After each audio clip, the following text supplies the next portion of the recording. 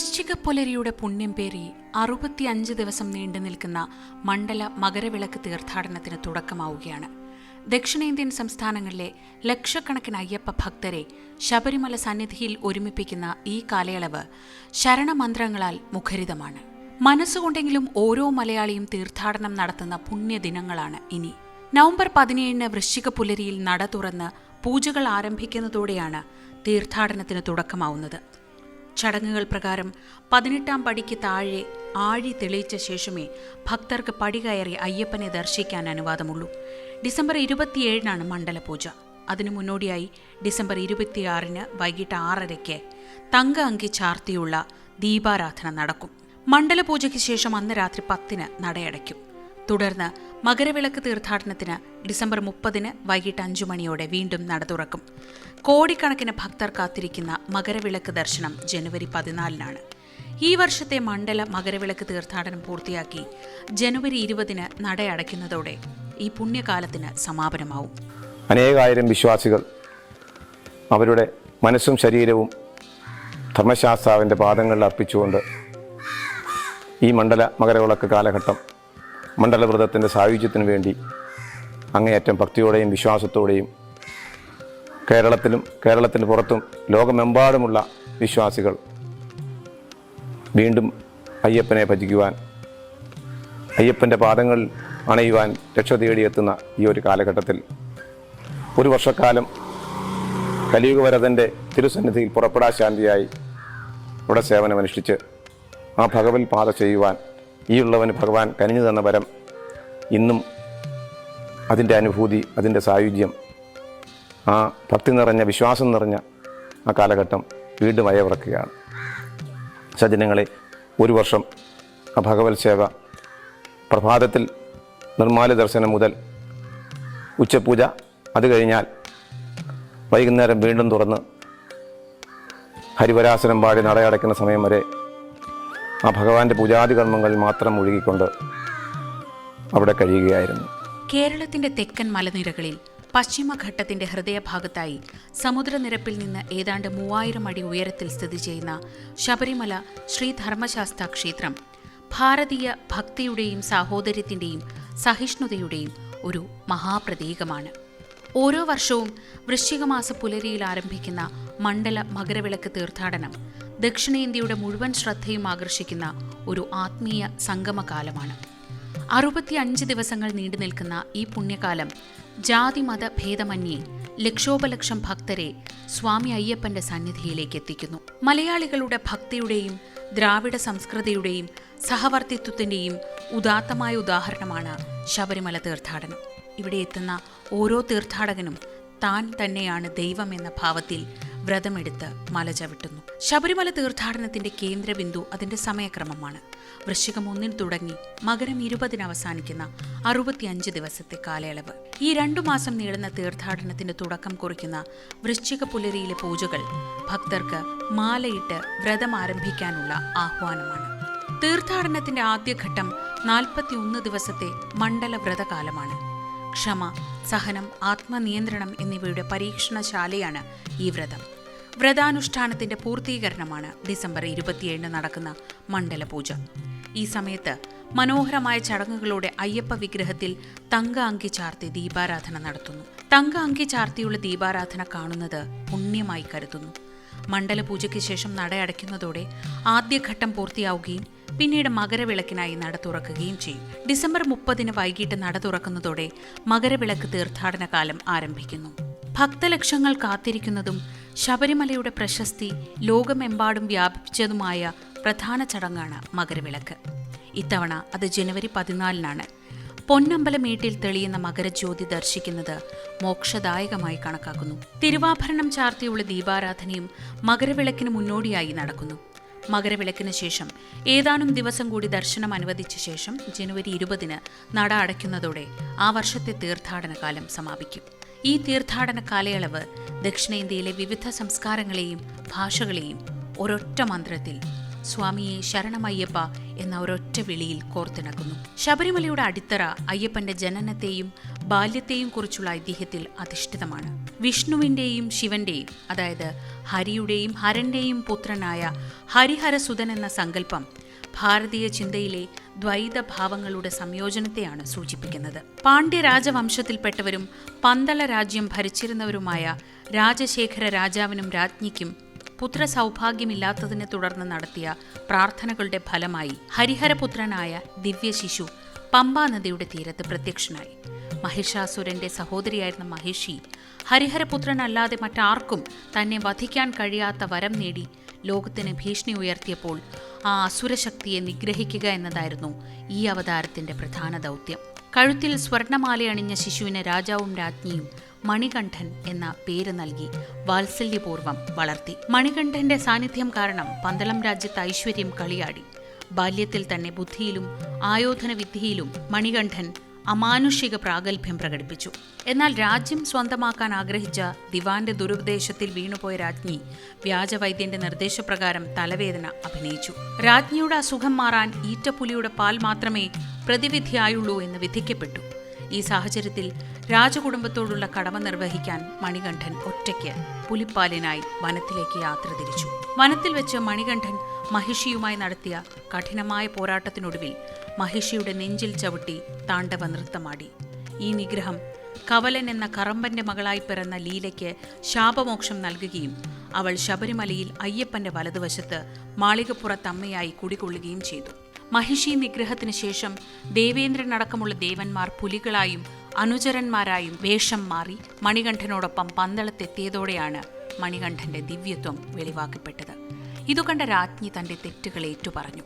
അവതാരോദ്ദേശ്യം പൂർത്തിയാക്കിയ മണികണ്ഠൻ താൻ ദേവലോകത്തേക്ക് മടങ്ങുകയാണെന്ന് പിതാവായ രാജാവിനെ അറിയിച്ചു. ഓർമ്മയ്ക്കായി ഒരു ക്ഷേത്രം പണിയണമെന്ന രാജാവിന്റെ അപേക്ഷ പ്രകാരം മണികണ്ഠൻ എയ്ത അമ്പ് അന്ന് ചെന്ന് പതിച്ച ശബരി വനത്തിലാണ് പിന്നീട് ക്ഷേത്രം സ്ഥാപിച്ചത്.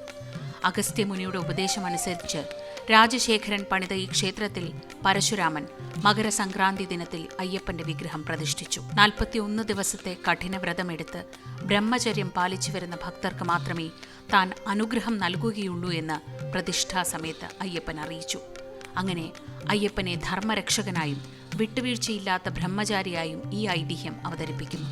ഇത് ശബരിമല തീർത്ഥാടനത്തിന്റെ കഠിനമായ വ്രതാനുഷ്ഠാനത്തിന് അടിത്തറ നൽകുന്നു. ശബരിമല തീർത്ഥാടന കാലത്തെ ഒരു ആത്മീയമായ പഠനകാലം എന്നും വിശേഷിപ്പിക്കാം. 41 ദിവസത്തെ മണ്ഡലവ്രതമാണ് ഈ പരിശീലനത്തിന്റെ കാതൽ. ഓരോ ചടങ്ങും ലൗകിക ബന്ധങ്ങളിൽ നിന്നുള്ള വിരക്തിയെയും ആത്മീയമായ ഉന്നമനത്തെയും ലക്ഷ്യമിടുന്നു. ശബരിമല തീർത്ഥാടനത്തിന് മുന്നോടിയായുള്ള മാലയിടൽ എന്ന ചടങ്ങിലൂടെയാണ് വ്രതം ആരംഭിക്കുന്നത്. അയ്യപ്പന്റെ ലോക്കറ്റോടുകൂടിയ മുത്തുമാല ധരിക്കുന്നതോടെ ഭക്തൻ ലൗകിക സുഖങ്ങളെ വെടിഞ്ഞ് അയ്യപ്പനായി സ്വാമിയായി മാറുകയും ലളിത ജീവിതത്തിന്റെ പ്രതീകമായി വ്രതം അനുഷ്ഠിക്കുകയും ചെയ്യുന്നു. വ്രതകാലത്ത് ശാരീരികവും മാനസികവുമായ ശുദ്ധി ഉറപ്പാക്കാൻ പുകവലിയും മദ്യപാനവും കർശനമായി നിഷിദ്ധമാണ്. ബ്രഹ്മചര്യം പാലിക്കുന്നതിന്റെ ഭാഗമായി ലൈംഗിക ബന്ധത്തിൽ നിന്നും ഭക്തർ വിട്ടുനിൽക്കുന്നു. മുടിമുറിക്കൽ, ക്ഷൗരം, നഖം വെട്ടൽ എന്നിവ ഒഴിവാക്കുന്നത് ലളിത ജീവിതത്തെയും പ്രകൃതിയോട് കൂടുതൽ ഇണങ്ങുന്നതിനെയും സൂചിപ്പിക്കുന്നു. ധരിക്കുന്ന കറുത്ത വസ്ത്രങ്ങൾ ലൗകിക കാര്യങ്ങളോടുള്ള വിരക്തിയെ പ്രകടമാക്കുകയും തണുപ്പിൽ നിന്ന് സംരക്ഷണം നൽകുകയും ചെയ്യുന്നു. ഈ വ്രതകാലത്ത് പരസ്പരം സ്വാമി എന്ന അഭിസംബോധന ചെയ്യുന്നതിലൂടെ എല്ലാറ്റിലും എല്ലാ മനുഷ്യരിലും ദൈവത്തെ കാണുക എന്ന ഉദാത്തമായ തത്വവും ഭക്തർ ജീവിതത്തിലേക്ക് പകർത്തുന്നു. മാലയിടുന്നതിന് പൂജാരിയുടെയോ 18 വർഷം മല ചവിട്ടിയ ഗുരുസ്വാമിയുടെയോ സാന്നിധ്യം ആവശ്യമാണ്. ഈ വ്രതത്തിലൂടെ ഭക്തർ അച്ചടക്കം, ആരോഗ്യശീലങ്ങൾ, ആത്മനിയന്ത്രണം എന്നിവ ജീവിതത്തിൽ പകർത്തി സൽഗുണങ്ങൾ ഊട്ടിയുറപ്പിക്കുന്നു. ശബരിമല യാത്രയ്ക്ക് മുന്നോടിയായുള്ള സുപ്രധാന ചടങ്ങാണ് കെട്ടുനിറയ്ക്കൽ അഥവാ ഇരുമുടിക്കെട്ടൊരുക്കൽ. ലളിത ജീവിതം നയിച്ച് വ്രതം നോറ്റ ഇരുമുടിക്കെട്ട് തലയിലേന്തി വരുന്ന ഭക്തർക്ക് മാത്രമേ 18ാം പടി ചവിട്ടാൻ അനുവാദമുള്ളൂ. ഇതിലെ പ്രധാന ഘടകമാണ് നെയ്ത്തേങ്ങ. ചകിരി നീക്കി വെടിപ്പാക്കിയ തേങ്ങയിൽ ശരണം വിളികളോടെ പശുവിൻ നെയ്യ് നിറയ്ക്കുന്നു. തേങ്ങയുടെ ഉള്ളിലെ വെള്ളം, അതായത് ലൗകിക ബന്ധങ്ങൾ കളഞ്ഞ് നെയ്യ് എന്ന ആത്മീയ ചിന്ത നിറയ്ക്കുന്നത് മനസ്സിനെ ലൗകിക ചിന്തകളിൽ നിന്ന് വിച്ഛേദിച്ച് ആത്മീയതയിലേക്ക് നയിക്കുന്നതിൻ്റെ പ്രതിരൂപാത്മകമാണ്. നെയ്യ് നിറച്ച ഈ തേങ്ങയാണ് അയ്യപ്പസ്വാമിക്കുള്ള പ്രധാന വഴിപാട്. ഇരുമുടിക്കെട്ടിന് 2 അറകളുണ്ട്. ആദ്യ അറ അഥവാ മുൻമുടി ആത്മീയ ശക്തിയാൽ നിറഞ്ഞതാണ്. അതിൽ നെയ്ത്തേങ്ങയും അയ്യപ്പസ്വാമിക്കുള്ള മറ്റ് പൂജാദ്രവ്യങ്ങളും കൂടി വെക്കുന്നു. രണ്ടാമത്തെ അറ അഥവാ പിൻമുടി യാത്രാവശ്യങ്ങൾക്കും മറ്റ് പുണ്യസ്ഥലങ്ങളിൽ ഉടയ്ക്കാനുള്ള തേങ്ങകൾക്കുമാണ് നീക്കിവെക്കുന്നത്. ഇത് ആത്മീയത, ഭൗതികത എന്ന ദ്വൈതഭാവങ്ങളെ സൂചിപ്പിക്കുന്നു. ശബരിമല തീർത്ഥാടനത്തിന്റെ അവസാന പാദത്തിലെ സുപ്രധാന ആഘോഷമാണ് പേട്ടതുള്ളൽ.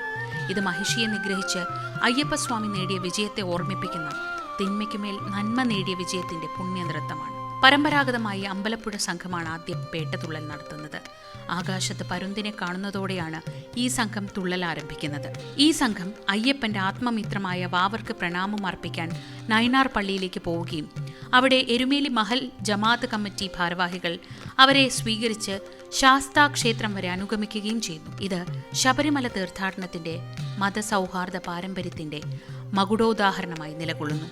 അമ്പലപ്പുഴ സംഘത്തിന് ശേഷമാണ് ആലങ്ങാട് സംഘത്തിന്റെ പേട്ടതുള്ളൽ. ശബരിമല യാത്ര കേവലം ഒരു മലകയറ്റം മാത്രമല്ല, ഭക്തന്റെ ആത്മീയ യാത്രയുടെ പ്രതിഫലനം കൂടിയാണ്. ഓരോ ചുവടുവെപ്പും ഒരു വലിയ ആത്മീയ പാഠമാണ്. മഹിഷി നിഗ്രഹത്തിനായി അയ്യപ്പസ്വാമി പുറപ്പെട്ട പാതയാണ് ഏകദേശം 61 കിലോമീറ്റർ ദൂരമുള്ളതും ഏറ്റവും ദുർഘടമായതും പരമ്പരാഗതവുമായ എരുമേലി വഴി. കഠിന വ്രതമെടുത്ത ഭക്തർക്ക് ഈ കാനനയാത്ര ആത്മീയ അനുഭൂതിയാണ് സമ്മാനിക്കുന്നത്. യാത്ര ആരംഭിക്കും മുൻപ് മതസൗഹാർദ്ദത്തിന്റെ ഉത്തമ മാതൃകയായ വാവരുനടയിൽ അയ്യപ്പന്റെ ആത്മമിത്രമായ വാവരുസ്വാമിയെയും ധർമ്മശാസ്താവിനെയും വണങ്ങുന്നു. തുടർന്ന് അയ്യപ്പൻ വിശ്രമിച്ച പേരൂർ തോട് കടന്ന് ഭക്തർ കാൽനടയായി മുന്നോട്ടു പോകുന്നു. ഇവിടെ ദാനധർമ്മങ്ങൾ നൽകിയ അയ്യപ്പനിൽ അഭയം നേടുന്ന പതിവുമുണ്ട്. അടുത്ത പ്രധാന സ്ഥലം മഹിഷി നിഗ്രഹത്തിന് സാക്ഷിയായ ശിവഭഗവാൻ തന്റെ കാളയെ കെട്ടിയതായി വിശ്വസിക്കപ്പെടുന്ന കാളകെട്ടിയാണ്.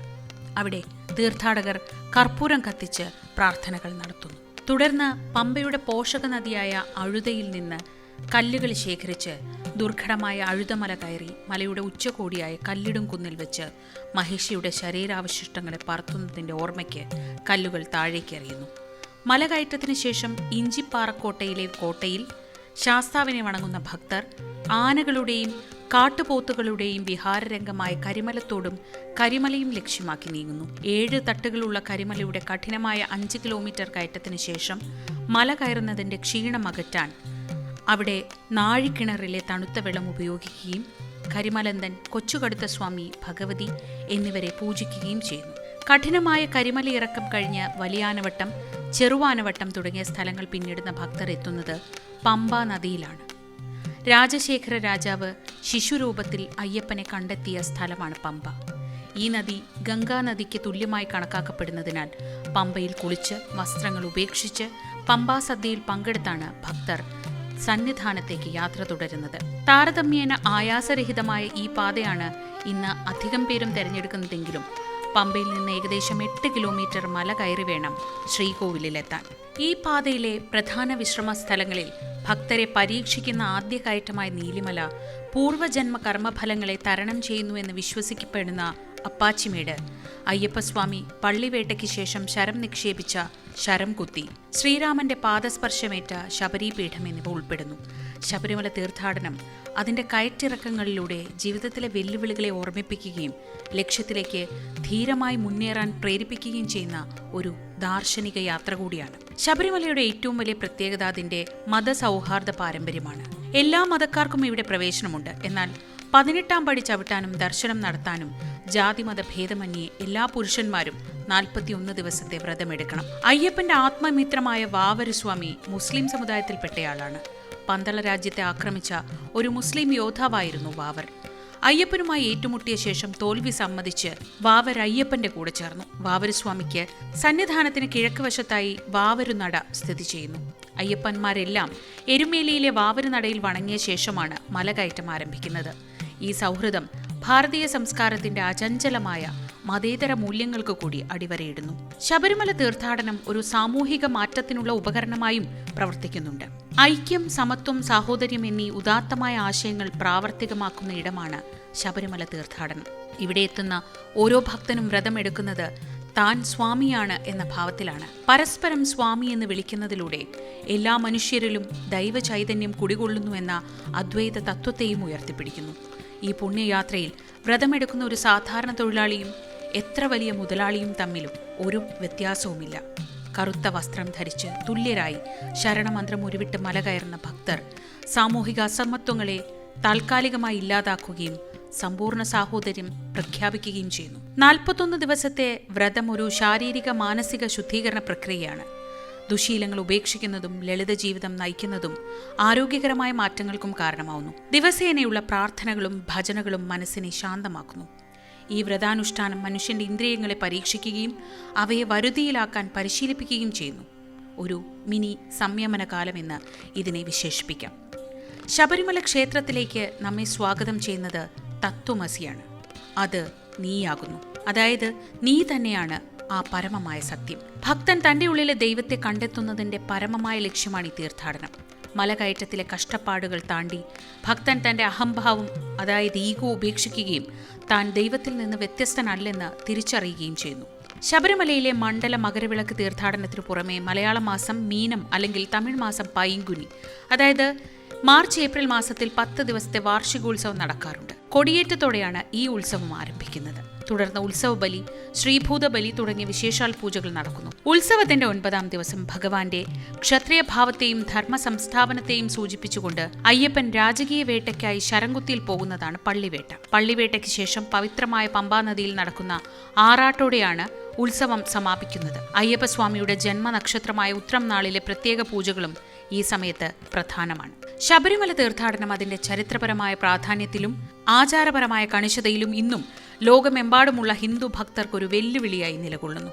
പരമ്പരാഗത കാട്ടുവഴികളിലൂടെയുള്ള കഠിനമായ യാത്രയും 41 ദിവസത്തെ കഠിനമായ വ്രതവും ആധുനിക ജീവിതശൈലിയിൽ നിന്ന് താൽക്കാലികമായ വിടുതൽ നൽകുന്നു. വർഷങ്ങൾ കഴിയുന്തോറും ശബരിമലയിലേക്ക് എത്തുന്ന ഭക്തരുടെ എണ്ണം കൂടുന്നതിനനുസരിച്ച് ക്ഷേത്രത്തിന്റെ പ്രാധാന്യം ഒരു പ്രാദേശിക ക്ഷേത്രം എന്നതിൽ നിന്ന് മാറി ദേശീയവും അന്തർദേശീയവുമായ ഒരു തീർത്ഥാടന കേന്ദ്രത്തിലേക്ക് വളർന്നു കഴിഞ്ഞു. എവിടെ ഏത് കോണിൽ നിന്ന് സ്വാമിയെ എന്ന് വിളിച്ചാൽ ശരണമയ്യപ്പ എന്ന് തിരിച്ച് അയ്യപ്പനാമം മാത്രം കേൾക്കുന്ന ഈ കാലഘട്ടം ഓരോ ഭക്തൻ്റെ മനസ്സിലും ഭക്തിയുടെയും വിശ്വാസത്തിൻ്റെയും വ്രതനിഷ്ഠയുടെയും ധന്യതയിൽ നിറഞ്ഞിരിക്കുന്ന ഈ കാലഘട്ടം എല്ലാ സജ്ജനങ്ങൾക്കും, എല്ലാ ഭക്തജനങ്ങൾക്കും, എല്ലാ വിശ്വാസികൾക്കും ഈ മണ്ഡലകാലം വളരെയധികം ഭംഗിയായിട്ട് ഭഗവാന്റെ വിശ്വാസത്തോടെ സമർപ്പിക്കുവാൻ കഴിയട്ടെ എന്ന് ഇത്തരുണത്തിൽ പ്രാർത്ഥിച്ചുകൊള്ളുന്നു. മണ്ഡലവ്രതം നമുക്കറിയാം, വ്രതങ്ങളും അനുഷ്ഠാനങ്ങളിലുമെല്ലാം നമ്മുടെ സനാതന ധർമ്മത്തിൽ ഒരു മാനവരാശിയിൽ മനുഷ്യന് അവൻ്റെ ശരീരത്തെയും മനസ്സെയും ഏകോപിപ്പിക്കുവാൻ, ഏകാഗ്രമാക്കുവാൻ അവന് കിട്ടുന്ന ഒരു മഹാസംരംഭമാണ് ഈ വ്രതവും അനുഷ്ഠാനങ്ങളുമെല്ലാം. ഇതെല്ലാം പൂർണ്ണമായി പാലിച്ചുകൊണ്ട് ഈ മണ്ഡല മകരവിളക്ക് കാലം പൂർണ്ണമായി ശോഭിക്കുവാൻ, പൂർണ്ണമായി ഭഗവത് ഭക്തിയോടെ വസിക്കുവാൻ, അതിലൂടെ മോക്ഷമാർഗം ലഭിക്കുവാൻ ഭക്തിയോടെ വിശ്വാസത്തോടെ അയ്യനെ ഭജിക്കുന്ന ഓരോരുത്തർക്കും കലിയുഗവരതനും ഗൺകണ്ഠ ദൈവവും ശവിപ്പവർക്ക് ആനന്ദമൂർത്തിയുമായ ആ തിരുസ്വരൂപമായ സാക്ഷാൽ ധർമ്മശാസ്താവായ അയ്യപ്പസ്വാമിയുടെ എല്ലാ അനുഗ്രഹങ്ങളും എല്ലാവരിലും ചൊരിയുമാറാകട്ടെ. എല്ലാവർക്കും എല്ലാ അനുഗ്രഹങ്ങളും ഭഗവാൻ നൽകട്ടെ എന്ന് പ്രാർത്ഥിച്ചുകൊണ്ട് ഒരു മണ്ഡല മകരവിളക്ക് ആശംസകൾ എല്ലാ ഭക്തന്മാർക്കും ആശംസിച്ചുകൊള്ളുന്നു. സ്വാമിയെ ശരണമയ്യപ്പ. ശബരിമല തീർത്ഥാടനം ലോകത്തിന് നൽകുന്ന സന്ദേശം ലളിതമാണ്. ധർമ്മം, ബ്രഹ്മചര്യം, സമത്വം, മതസൗഹാർദ്ദം. മല കയറി സന്നിധാനത്തിൽ 18ാം പടിക്ക് മുകളിലെത്തി ധർമ്മശാസ്താവിന്റെ ദർശനം നേടുമ്പോൾ ഓരോ ഭക്തനും തന്റെ യാത്രയുടെ ഉദ്ദേശം പൂർത്തിയാക്കുന്നു. അത് കേവലം ഒരു ദേവനെ കാണലല്ല, മറിച്ച് തത്വമസി എന്ന മഹാവാക്യത്തിന്റെ പൊരുളറിഞ്ഞ് താൻ തന്നെയാണ് ആ ഈശ്വരൻ എന്ന് തിരിച്ചറിയുന്ന ആത്മീയ വിപ്ലവമാണ്. ഈ തീർത്ഥാടനകാലം നമ്മെ ഓർമ്മിപ്പിക്കുന്നത് ജീവിതം ഒരു തീർത്ഥാടനമാണ്. അതിൽ ലക്ഷ്യത്തിലേക്കെത്താൻ വ്രതവും അച്ചടക്കവും സഹനവും അത്യാവശ്യമാണ് എന്നതാണ്. സ്വാമിയേ ശരണമയ്യപ്പ, ഹരിഹരസുതനേ ശരണമയ്യപ്പ.